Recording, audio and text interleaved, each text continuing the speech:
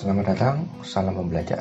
Kita akan memulai lagi untuk mendaftarkan account atau membuat account di Kobo Toolbox. Nah, kita bisa ketik di Google Kobo Collect ataupun Kobo Toolbox. Nanti kita klik di kobotoolbox.org untuk kita bisa mulai mengetahui masuk ke websitenya Kobo Toolbox. Nah, nanti kita tinggal klik sign up atau create account. Di sini kita masukkan nama, organisasi, username, email, sektor, country, gender, dan lain sebagainya. Nah, ini sangat banyak yang bisa kita lakukan, yaitu 10.000 submission atau project yang kita kumpulkan setiap bulan, sampai dengan 5 GB attachment berupa foto, video, audio, recording, PDF, dan lain sebagainya. Jadi sangat besar sekali yang diberikan oleh Kobo Toolbox. Nah, kalau ingin terkait dengan pengaturan untuk yang berbiaya bisa menghubungi info@kobotoolbox.org. Setelah kita login, kita buat tadi, kita masukkan username dengan passwordnya, lalu kita tekan login untuk kita bisa masuk. Nah, kali ini kita sudah membuatkan beberapa contoh yang itu ada di deploy, draft maupun arsip. Kalau deploy itu yang bisa diakses oleh handphone untuk menggali data, kemudian draft itu baru drafting atau yang sudah kita buat, belum diupload, belum bisa diakses oleh HP, dan arsip adalah yang sudah kita upload atau gunakan atau yang sudah kita gunakan. Kita membuat dan bisa kita jadikan contoh untuk bagaimana kita membuat atau mengedit maupun memperbaiki kuesioner yang sudah kita buat. Ya, kita akan klik salah satu contoh, yaitu indeks kesalahan dan toleransi. Ini sudah dibuat kemarin di bulan Juli tahun 2023. Nanti tinggal diklik saja di warna atau di gambar pensil itu untuk kita bisa edit kuesioner yang sudah kita buat. Ya, pada kuesioner ini masih kuesioner yang belum final atau masih bisa kita ubah dan untuk diperbaiki. Di sini ada beberapa klaster atau pengelompokan pertanyaan, yaitu profil responden yang ada kita masukkan titik ordinat, foto, nama, usia, jenis kelamin, dan lain sebagainya. Sebelum kita mulai, misalkan kita lihat dulu, setiap pertanyaan itu pasti punya variabel ataupun punya klasifikasi. Apakah kalau dia select one, itu opsinya adalah memilih satu di antara opsi yang ada, misalnya ada BCD, dipilih salah satu. Kalau select money, memilih lebih dari satu.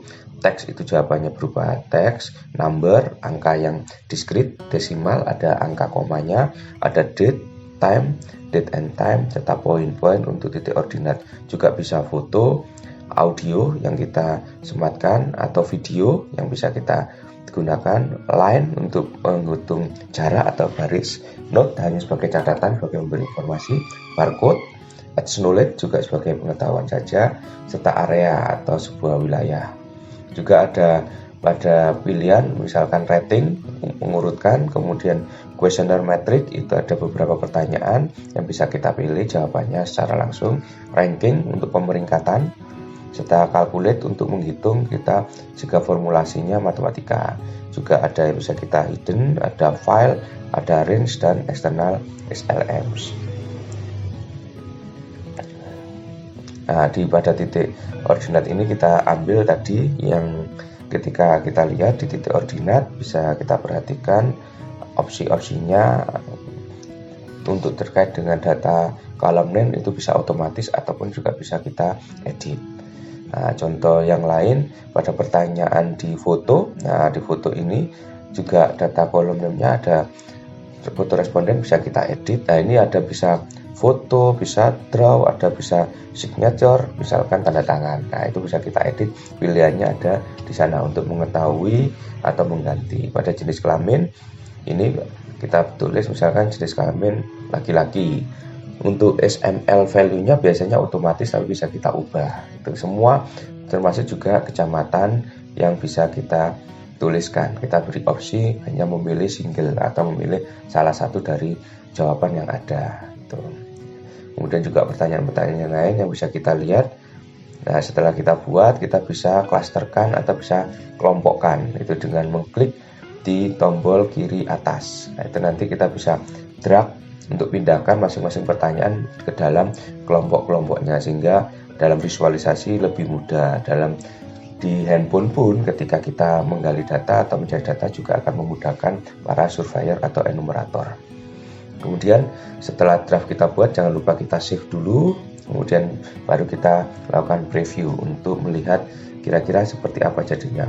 Pada tombol gambar printer itu bisa kita ekspor menjadi PDF untuk barangkali di print untuk dipelajari terlebih dahulu, tidak menggunakan handphone karena handphone biasanya agak kecil.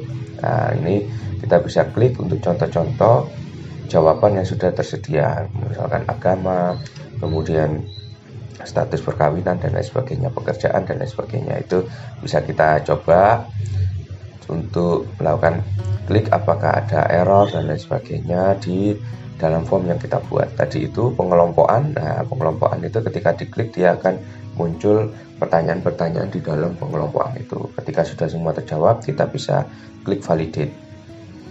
Nah, semua jawaban langsung bisa terkirim. Nah, ketika kita mau meninggalkan, klik pojok kiri atas tanpa menyimpan atau menyimpan. Nah, itu tinggal kita ambil saja yang sesuai dengan pilihan yang kita inginkan.